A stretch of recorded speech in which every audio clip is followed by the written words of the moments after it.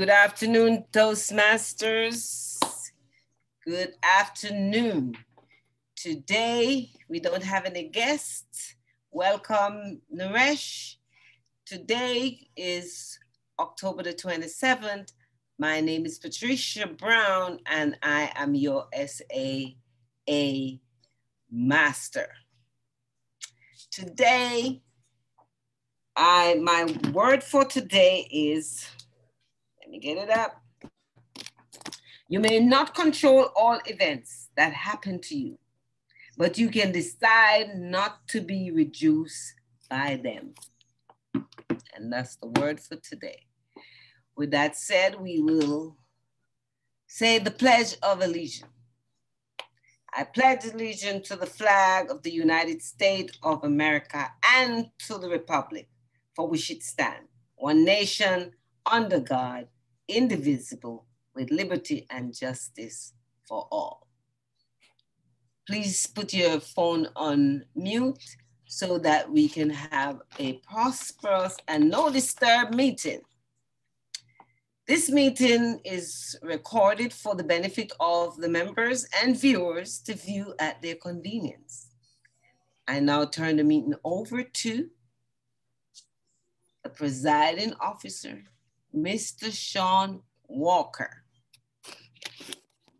Let's hit those reaction buttons. I'm making this a common practice everywhere I go because enthusiasm must take place in these Toastmaster meetings if we plan on attracting new members.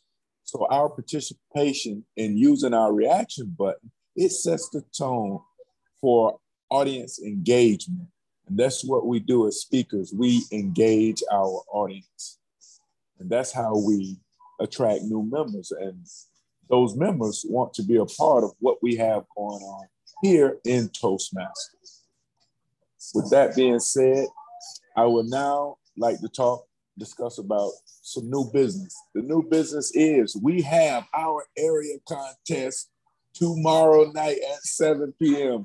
Let's get excited about that because guess what? You two guys will be representing this club. And I'm excited because we have been working diligently and hard all year long for this moment in time. And that time and that moment is here. And you two will be representing us tomorrow night. I hope you guys have prepared, which I know you have because both of you guys will be speaking today. Myself and Roosevelt will be evaluating both of you for tomorrow night's contest. So this is an opportunity to get a jump start on the competition. So that's it with the new business. We want to just go ahead and take a moment of silence. I always like to take a moment of silence whenever any one of our members is having any type of procedure done, because it just uplifts my spirit and uplifts their spirit, and to let them know that we are there with them. So I'm just taking this moment of silence for Hydell Ferguson Davis. She is having a procedure done today, and we just want to take a moment to let her know we care for her. So reaction button, please. And I'm back. Yes, because that's what we are at Club Voice. We're one big family. We're here to support everybody. We're here to encourage everyone to reach whatever level they want to acquire. And we're going to support each other in this club. With that being said, we're going to just dive right in because I'm excited. I know you guys are excited. So we're going to have a BPE moment. So let's have that moment from Roosevelt, JEAN-FRANCOIS, our BPE moment. Mr. Presiding Officer, fellow Toastmasters, and upcoming guests, why do I participate in a contest? Why a contest? That reminds me of the 17th century of author Jean-Jacques Rousseau in French. He was alone, poor. His mother died early. His father abandoned him. And he became a teenager wandering in Paris. He had one opportunity to participate in a contest from the French Academy of Beauty and Arts, and he delivered a content that revolutionized the world. It was about art, beauty, and the human being. And I'll sum up the whole. Man is born free, but our institutions enslave them. Just to put into context the opportunity that we have to deliver content at a contest. This is an opportunity where you have your own story and that will go to other people's mind, either to educate, either to elevate, or either to enhance their soul and well-being. We are ending this season of contest to prepare ourselves for better moments coming.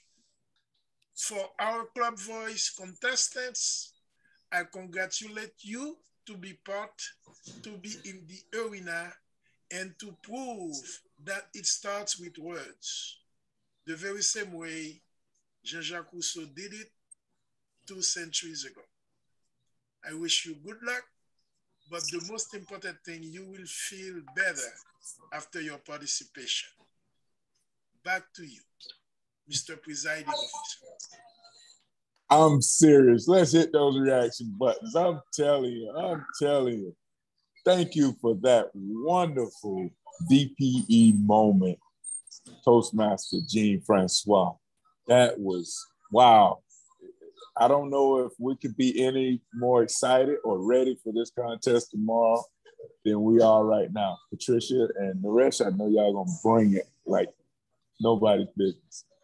With that being said, we have a master of ceremony, which this master of ceremony leads our meeting and guides us through the process of what Toastmasters is all about. So here to do that for us today at Club Voice, where we are the right choice, Toastmaster JEAN-FRANCOIS. Let's give it up.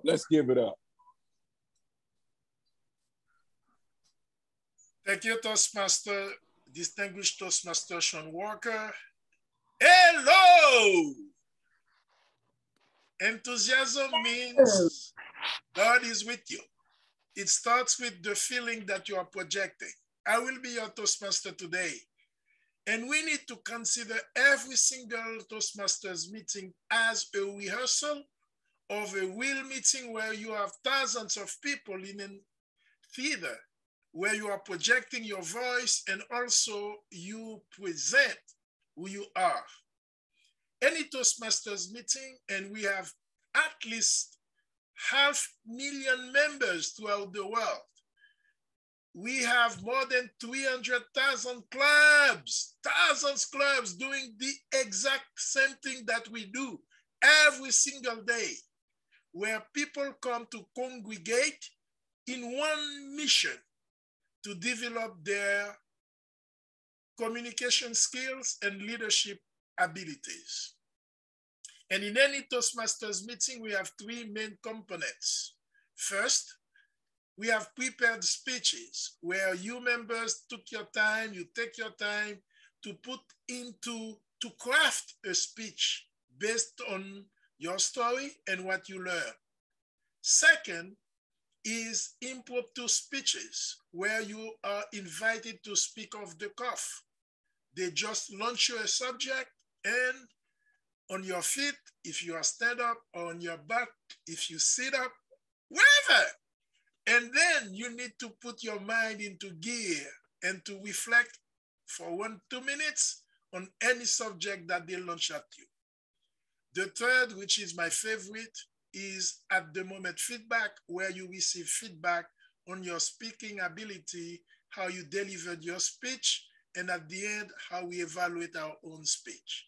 And to do all this, Toastmasters is about teamwork. We will put together a team for this meeting to be outstanding. I will start first with our timer today, who is none other distinguished Toastmaster Sean Walker will be our timer. Mr. Timer. Well, Roosevelt, for the sake that I'm using my mobile device, it will be a little impossible. But what I can do, I can be the body language, I can be the grammarian, I can do the R counter. So I can do those roles. I like when Toastmasters recognize the tools they have at their disposal and the best use that they can do with their tools and with their abilities. And today, let's hear from our grammarian, our body language monitor, and our accounter, the triplet role from distinguished Toastmaster Sean Walker. I will start out first with the R counter. The purpose of the R pause counter is to make notes and uses of crutch words that we use when we are speaking in our speeches. Those words are and, you knows, so's, and there are many more that we use during the course of our speech when we should just literally pause. And that's where we minimize those crutch words within our sentences and speeches. So let's try working on the power of the pause. And that is my report from the R counter. Now to move on to the body language monitor. The purpose of the body language monitor is to make notes and use of the body language. Are we engaging our audience with our gestures, such as our hands, to also make sure that we are within the screen frame, just like I am. We're not here, we're not here, we're not there, we're not there. We need to be here because this is a common practice while we're on Zoom now in this day and age, and we come across to our audience as professionals. So that's what we do within our body language. Now I will move Mr. to Accounter, Mr. Body Language Monitor, and Mr. Grammarian. The grammarian part is where I will make notes and use of the English language to make sure that you're using the English language correctly. If you're not, I will write it down and I will give a verbal report at the end of the meeting. Thank you. Back to you, Mr. Toastmaster of the day. Thank you, Mr. Grammarian. I will be your timer, and as your timer, please pay attention to my screen when you are speaking. You can pin me out, and I will come to show you the green, the red, the yellow, and the red when you are speaking. And I will come to tell you the exact timing requirement. Okay, now we start our meeting today. We have our team and we are ready to start the beautiful meeting today. We have two speakers, we have two evaluators. Sean will evaluate the first speaker, Naresh Beylo, and as well, Roosevelt will evaluate the second speaker, Toastmaster Brown. And Sean is our general evaluator, evaluating the meeting as a whole. Our first speaker, Toastmaster Naresh Beylo. The title of his speech, ADHD. ADHD, Toastmaster Naresh Beylo. Toastmaster Beylo will speak for 5 to 7 minutes. As your timer, I will show you the green at 7, at 5. At 6 minutes, you'll see the yellow, and at 7 minutes, you'll see the red. Then you will have 30 minutes to wrap up your speech. Once again, let's welcome to your screen while I'm preparing my timing card.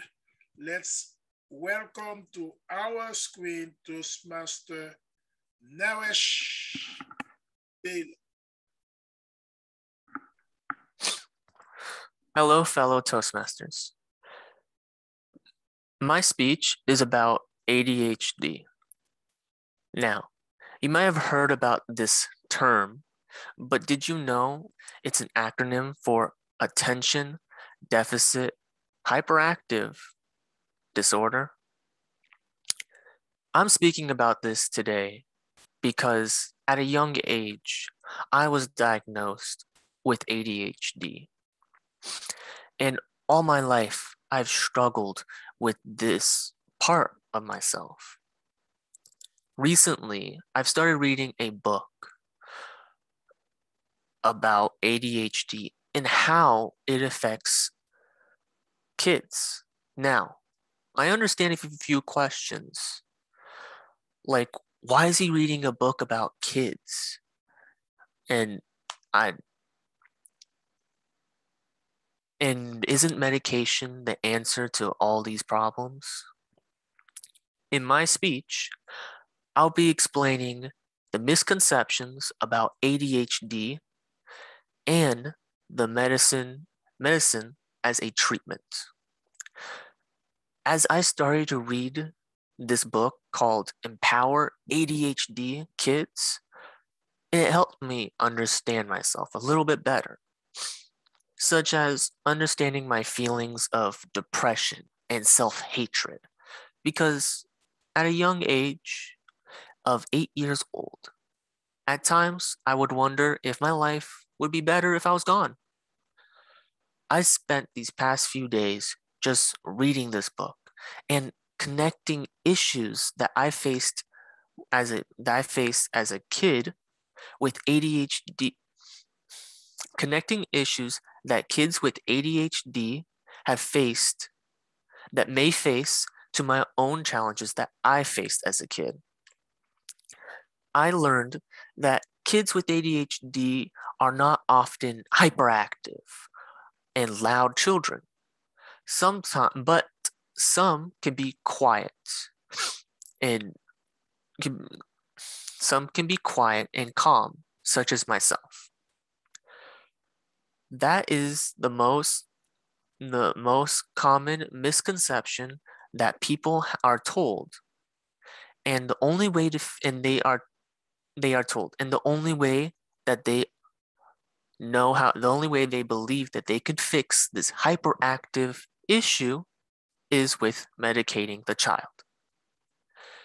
Even though there are other issues that accompany children with ADHD when they are properly diagnosed, such as having low self-esteem because they are having a hard time learning and keeping up with other students in school, or having anger issues and blowing up at others for little things. This issue cannot be solved solely on medication, as I read and learned that medication is not always the answer. Yet, it may help some children, but not all. There are other ways of helping children with ADHD, like being patient and telling them or teaching them that to take the time to assess their feelings about an issue so they don't blow things out of proportion. Have them understand that beating themselves up for not keeping up with other kids in school is not something worth degrading themselves. Most importantly, eating right and making proper food choices can help with ADHD, because junk food will increase the effects of ADHD. So now, when I look back in my past and I think about all the doctors and psychiatrists and teachers, how every time I saw someone new, hoping they could help me, they each had the same answer, which was the only way for someone with ADHD, like myself, could be productive was to take medication. Instead, I have implemented these exercises that I have learned from reading my book. And I've seen better results. At the end of the day, there are other ways to conquer the struggle that I face with ADHD every day, but most importantly, the most important lesson that I've learned is that I shouldn't be so hard on myself. Thank you, fellow Toastmasters.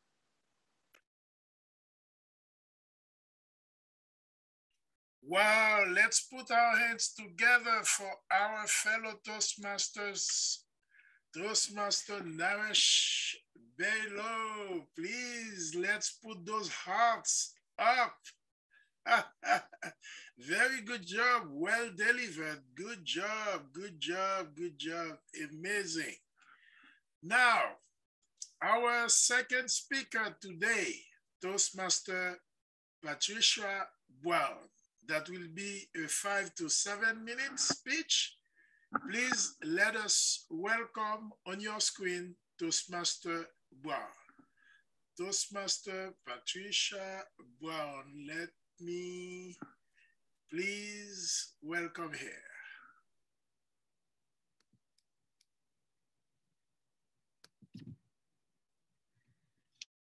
Okay, I was just wondering what's wrong with my video. Fellow Toastmaster and guest, my speech is too much going on. When the brain is distorted, you tend to forget. Not where you are, but what is going on, what the things that you need the most. You have it with you, but you tend to can't find it. Nana been looking for her spectacle. She has everyone looking everywhere.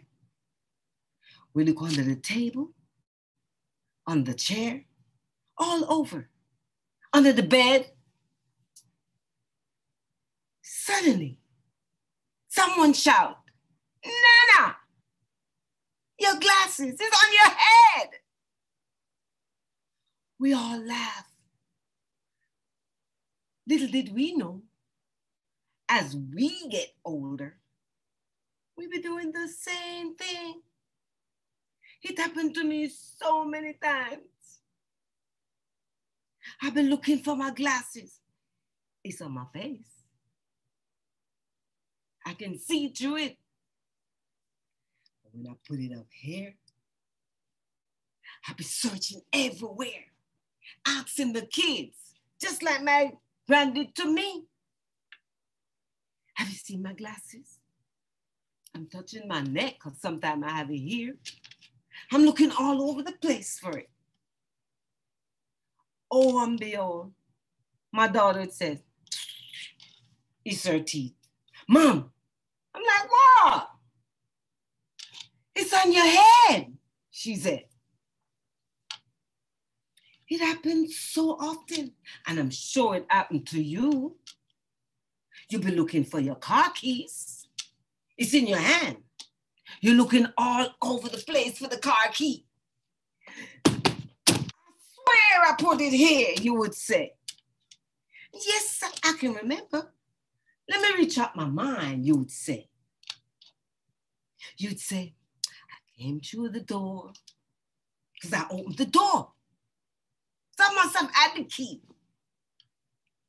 Only to realize the key's in your hand, right on your finger. That's where I keep my key, so I don't forget it. But if I have other things in my hand, like paper, my phone, I can't leave my phone, because if you leave your phone, you have your phone in your hand, and you're looking for the key because too much thing is in your hand. The key is here on your finger. But because your brain is so distorted and you're doing so much different things at the same time, you can't even remember that the key that you're looking for is in your hand.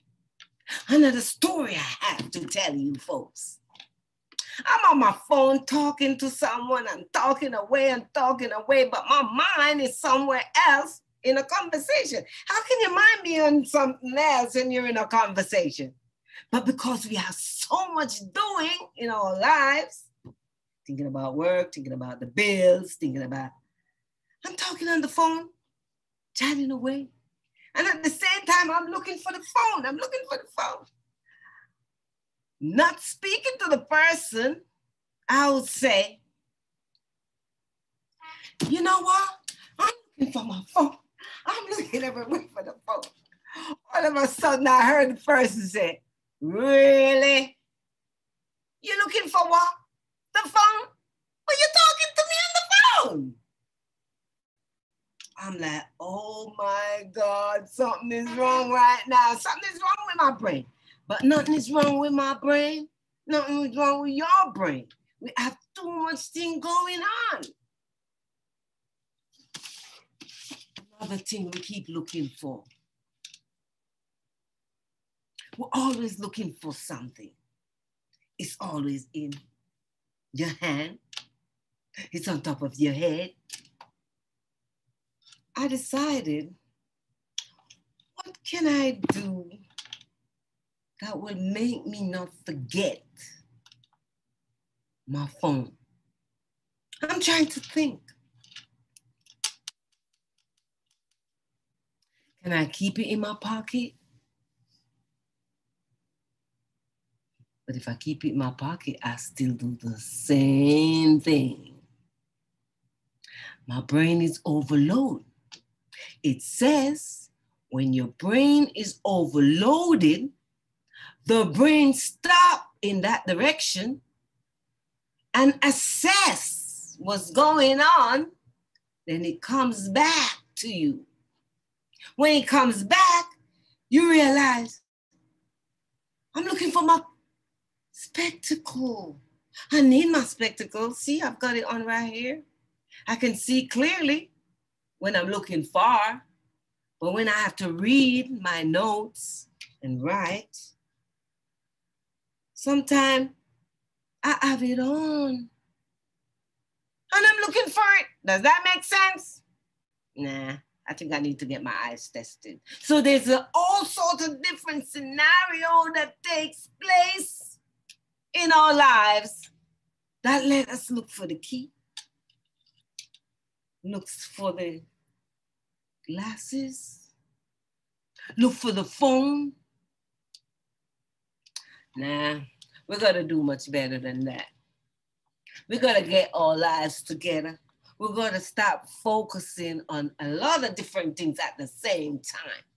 Focus on the one thing that will make you stop looking for the glasses.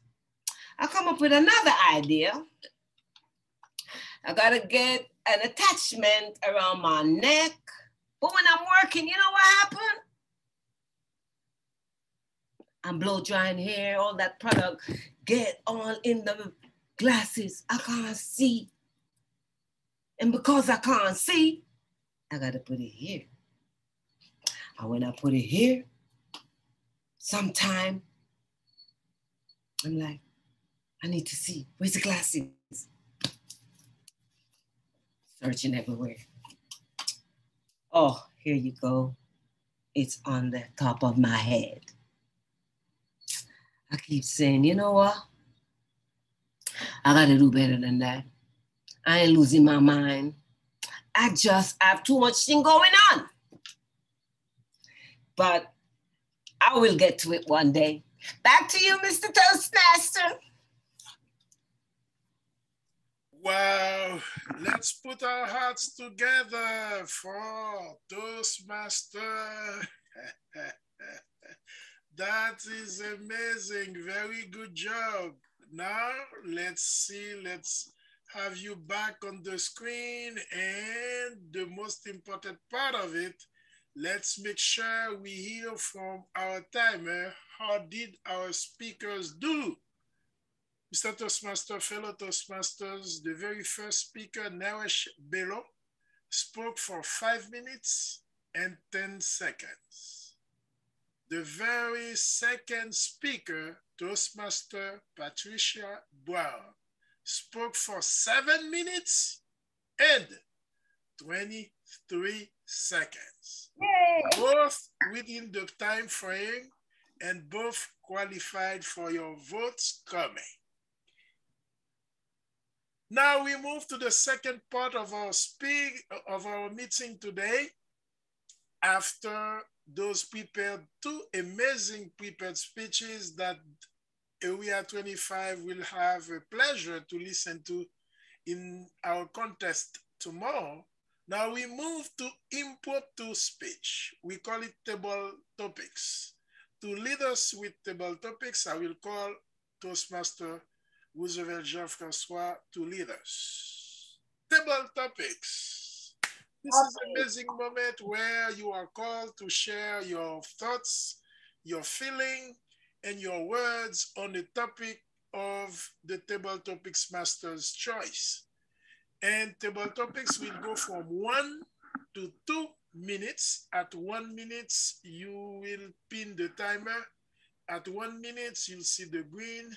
At 1 minute and 30 seconds, you'll see the yellow. And at 2 minutes, you'll see the red. Then you will have 30 seconds to wrap up. Our very first table topics today. What makes you you? What makes you you? And I'm calling Toastmaster Sean Walker. Thank you for that, Mr. Topic Master. What makes me me? Well, I like to share this thought. And I discovered what makes me me is the challenges that I have faced in my life journey. I have always had challenges that I faced. Some challenges were a little challenging, but I've always had someone in my life that believed in me more than I believe in myself.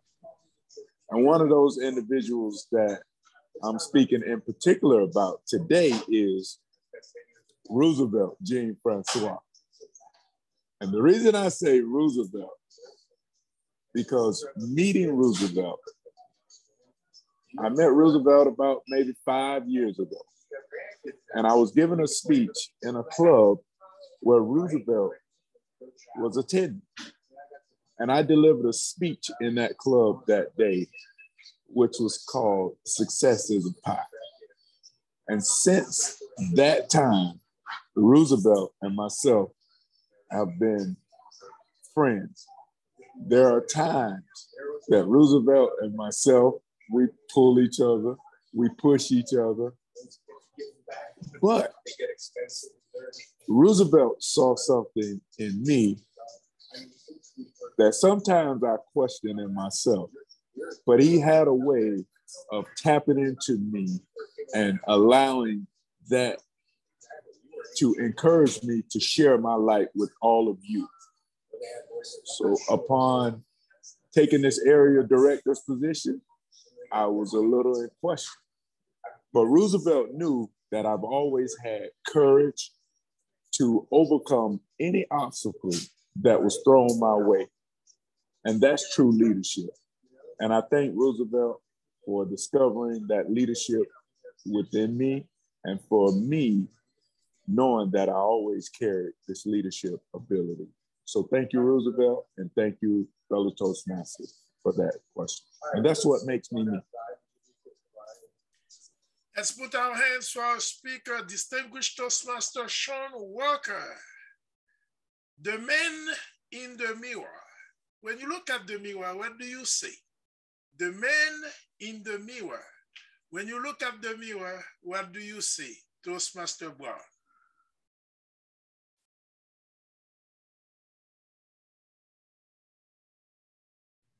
The man in the mirror, what do you see? I had an opportunity to look in the mirror once at myself. The reason was I wanted to know who I am. My mother brought me into this world. She went off to England. My father went off to Canada. During my time growing up, my grandmother raised me. I keep looking at the resemblance. My mom had other children with other partners. And I keep looking at them, keep looking at my brother, which my mom had 2 kids for my father. And I can't see my resemblance in them. But I know that they're my sisters, because the lady that they said was my mother was our mother. But I know I know my brother and I resemble each other. So obviously we are the same father and the same mother. But I keep looking in the mirror, but it went further than that. I really wanted to know who I am. And when I asked myself the question, who I am, the Holy Spirit, I always say, bring me back to reading the Word of God. And to do that, I had to go to Genesis. And that's how far I went back to know who I am. And when I started to read that, I realized, oh, I'm a child of God. And my ancestors come from way back when. And I felt comfortable knowing where I'm from and who I am, just based on reading the Word of God. So with my summing up, I says, well, we were born from a man and a woman, and they say that's our parents and that's who we are, but deep down, we are further from that. Back to you, Mr. Toastmaster. Let's put our hands for our second speaker, Toastmaster Brown, who told us who she saw when she looked at herself in the mirror.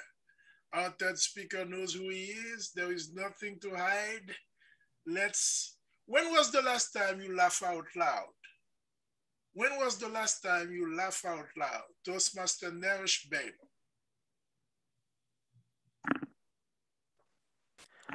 When was the last time I laughed out loud? I don't remember any time recently, but there are or have been times when I have laughed out loud. In particular, there was an incident or there was an activity that I enjoy doing.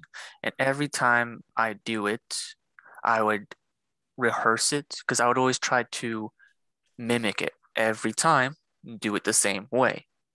Till one day, for this particular activity, something did not go as planned. Something, in fact, went terribly wrong. But instead of getting upset or angry about it, I laughed, which at the time I thought was unusual because in any other circumstance, I would have never laughed. But I did. And even today, when I think about it, I still chuckle. In that moment, I took the negative experience and I made it positive. Thank you, fellow Toastmasters. Let's put our hands together for our speakers today. Naresh Bailo, our third speaker and last one. And now, Mr. Timer, can you give us the timing report from our speakers. First, we had an amazing table topics participation today. We heard from Sean Walker, who spoke for 2 minutes and 22 seconds. What makes Walker Walker? What makes you you, Sean Walker? And second speaker, Patricia Brown, spoke for 2 minutes and 1 second, when she told us what she sees when she looks at herself in the mirror. And the third speaker, Toastmaster Naresh Bello, told us the last time he laughs out loud. We can't wait to listen to that story. All qualified. That was amazing table topics. Now, Mr. Toastmaster of the day is calling our general evaluator for the general evaluation session of our meeting. Let's welcome on your screen distinguished Toastmaster Sean Walker. Yay! Thank you for that, Mr. Toastmaster of the day. I am your general evaluator. That's right, Sean Walker. And the purpose of the general evaluator is to introduce the evaluators for our former speakers, also to call upon the functionary parts of this meeting. And last, I will give a general assessment of our overall meeting. Now, to start the first portion of this, I will ask Mr. Times, can you please give me the timing requirements for our evaluators? Mr. General Evaluator, fellow Toastmasters, evaluation goes 2 to 3 minutes. At 2 minutes, I will show you the green. At 2 minutes and 30 seconds, you'll see the yellow. And at 3 minutes, you'll see the red. Then you have 30 seconds to wrap up. Back to you, Mr. General Evaluator. Thank you, Mr. Timer. I do appreciate that. Now, our first evaluator here to evaluate Toastmaster Naresh Bello is none other than myself. Yay! Fellow Toastmasters, dignitary, and most especially Naresh Bello. There are 5 things that I look for in an excellent speech. But let me just talk about this speech before I talk about those 5 things. Naresh, this is an inspirational speech. I just want to just let you know. And that it by me saying that, I would like to help you with this speech for future content. But there are 5 things I look for in a great speech. The title. Then I look for the discussion. Then I look to see if the discussion supported the main points that you talked about. And also I look for a summary. And last, I'll also look for a closing, some form of call to action. Let me talk about the title, ADHD. My son has a touch of ADHD. He, in fact, goes to a school for kids with ADHD. I also want to talk about the discussion. You talked about ADHD. You gave us a definition of ADHD, attention disorder, hyperactive. And you also said that you did some discovery. You started reading a kid's book about this ADHD that you talked about. But you also stated that medicine is not the cure in all cases. And I would agree with that, because sometimes medicine is not required with some circumstances or situations. But one of the effects that ADHD has is depression that you talked about, connecting issues with kids with ADHD. Kids can be calm. True, I have discovered that. And that's one of the ways you deal with ADHD. And another issue you talked about was anger issues. Medication is not the answer in all cases. there's some things that I discovered where therapy has actually helped my son in cases where he's able to communicate and express himself more, which reduces him having outbreaks. And the last thing I want to talk about, you talked about a valid point, health, which eating right. Junk food increases these hyperactions, but eating the right foods minimizes these outbreaks. So I thank you for that, Naresh. And lastly, the closing that you talked about, most important lesson is not to be hard on yourself. You couldn't have closed this without a better statement, Naresh. And don't beat yourself up. Live life, have fun, and you will be just fine. Thank you, Mr. General Evaluator.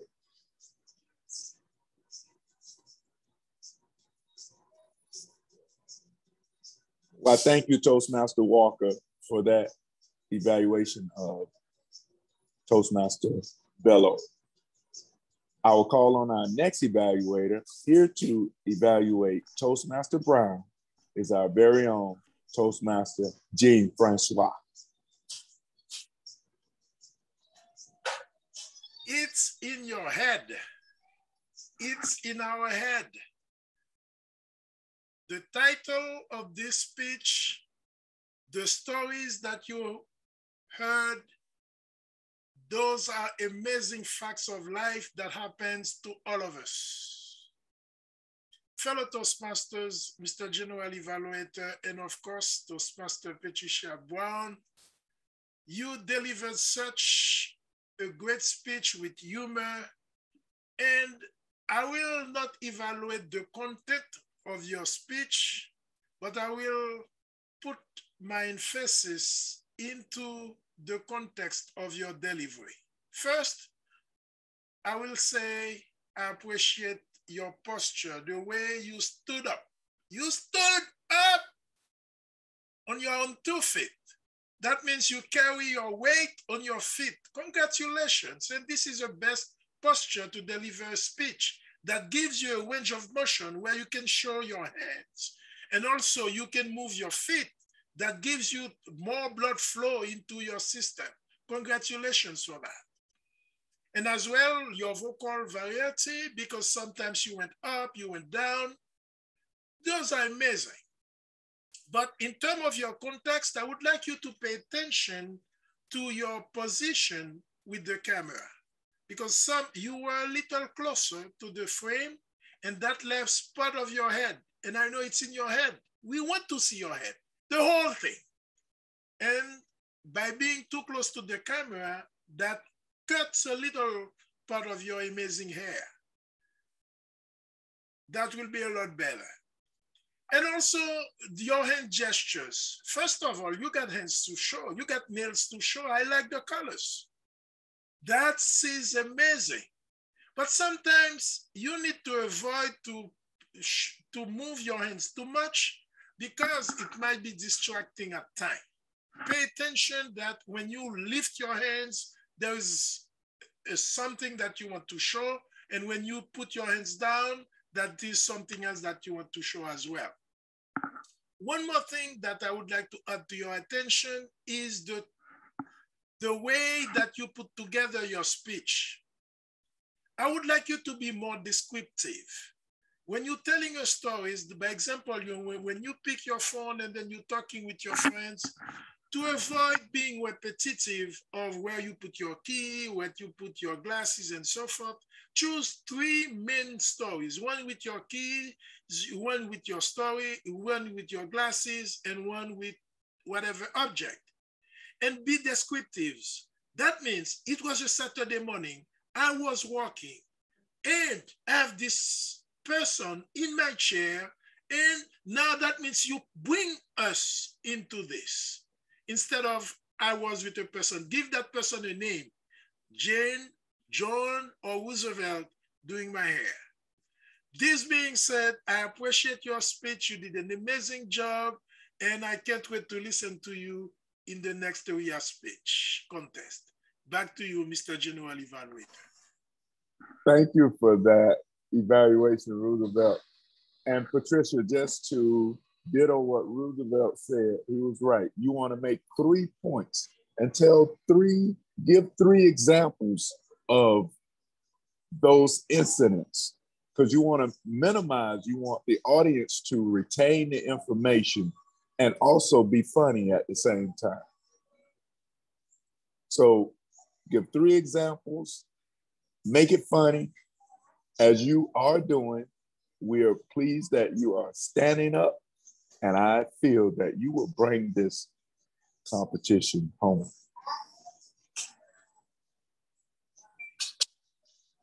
Now, Mr. Timer, can you please give us a timer report on the evaluators? Mr. General Evaluator, fellow Toastmasters, our speakers first evaluating Toastmaster Naresh Bello was Toastmaster Sean Walker. You spoke for 3 minutes and 28 seconds. Our second speaker, Roosevelt Jean-Francois, spoke for 3 minutes and 30 seconds sharp, both within the timing requirements. It seems to me that those speakers, they know how to handle time. Back to you, Mr. General Evaluator. Yes, because we're watching the timer and we know that to wrap up, so we talk to that length and get it in. And there it is. I will add one more thing. When you are in a contest, please don't play with time. As soon as schedule your contest not to go over 7. 7:15 should be your last word. Don't play with fire. Don't play with fire. And sometimes you don't see times going. And I can attest to that because I won a contest, and Roosevelt can tell you I lost that contest by 2 seconds. So you cannot don't win when you go over time. When you go over time, you lose. You cannot go to the red. You can go to the red because you got 30 seconds after, but don't in the red, that means you are ready to sum up. Don't come with a new point. Right. That means if you come with your third, you have 3 main components of your speech, and you have the number 1, let's say that is your keys. It was a Saturday afternoon. I was going out to dinner with my wife. Then suddenly I was searching for my keys. Where did I put them? They were in my pocket, but I thought they were away. And then now you start your second speech, your second point with your glasses. Another day, part of that story, it's in my head. I was at my salon working on Roosevelt's hair, my client, and I put my glasses like this. But now if your third point starts at 7, you won't make it, or you will do at the last moment. Back to you, Mr. Toastmaster, and you don't come with a wrap up, because you need now time to wrap up those 3 points that makes them together to build a story. So that's why rehearsing is something. And Naresh, take your time, take your poise. When you're at 5, your speech just starts. You got half of the time, 2 minutes and 30 seconds. Don't rush, have a conclusion. You don't need to go up to 7 minutes. Have something funny that happens to you, or if not you, maybe to someone else. Have something that you can say about being an ADHD. What happened? What's something you did? Something when you say some people can learn to be patient. When was the last time someone was rushing, and when was the last time someone was patient? Take your time, and when you are at the conclusion, make a point, wrap up. I told you my story about being diagnosed ADHD, but I also understand that medicine is not the most important thing, but sometimes you might be, something that you said, that people see that you started a story, then you tell those story, and then you told them what you told them. And that gives you a good structure. And that is more than 20% of your evaluation in the contest. Yes. 20%. That means this is the whole part of the big part of the evaluation in the contest. Back to you. Can I say something? I put my name in today when I look at the agenda, and I said to myself, let me read my speech so I can get evaluated on it. And that's what I did today. Okay, so we should see the real deal tomorrow. Well, but that was a good speech. Yes. Very enthusiastic, and that's the way you do it. And also I need to brag about Naresh. I am astonished. I am elated to see no arms, no wow. It seems to me, is your speech written, Naresh? Yes. Yes. Yes, I can see the way. Now it's just go out there and deliver it. Deliver yes. it. And you did a good job pronouncing. You did a good job taking the pause. Now we just need some facial expression if you can. And just, you know, they always say that every business is show business, and Toastmasters is also a show. You need to put a show the way Sean can put it. That's right. You need to just smile, Naresh. Smile. Try it right now. Let us see you smile. Yes, that's a smile. And one thing I said in my invitation to the public was, if it's not fun, it's not Toastmasters. And we're supposed to have fun. We're all winners. We're all developing. We're all learning. And that's the beauty of why I joined Toastmasters. No judgment. The general evaluator, are you done? I know. I'm going to speed it up right now. Okay. Thank you, guys. You got 30 we seconds. Got 2 minutes, 30 seconds. Yes. So I'm going to go ahead and give an all-counter report. We did exceptionally well. No ahs, no arms, no souls. My body language monitor report. Great gestures. Patricia, you were on fire today. But like Roosevelt said, you want to minimize some hand movement, but you kept us laughing. I was laughing. And you stood up, which was great. All signs of a professional speaker. So far as grammarian, I heard no bad language, which is great. That summarizes those 3 roles that I had today. Now my general assessment of the meeting, we started on time. We had heard from our presiding officer, which is myself.